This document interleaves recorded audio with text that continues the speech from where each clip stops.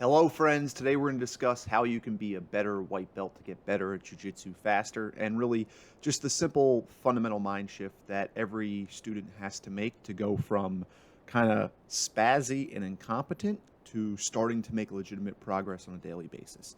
So I like to think of it through the lens of we call jiu-jitsu a martial art. We think we're fighting, but if you look at the names by which we describe what it is that we do, a wrestler wrestles, a judoka does judo, but we call jujitsu people jujitsu players.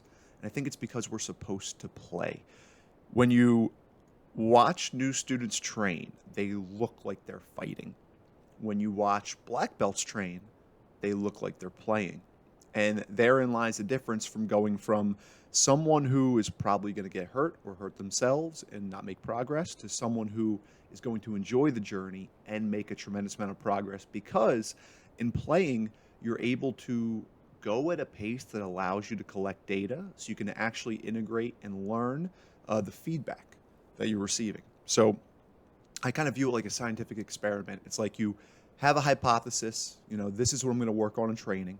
You run the experiment, you do the round in training, and then you collect the data, what happened in the training, and that informs future experiments.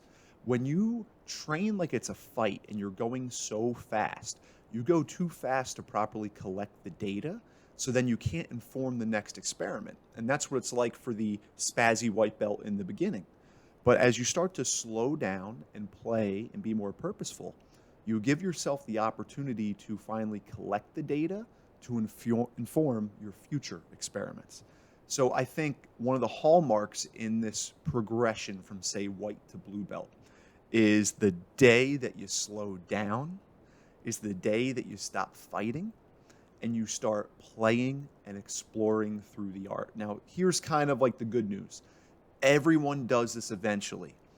The question is, how early can you make the shift? Because the earlier you make the shift, the wider a foundation you start to build, which means the higher the potential peak.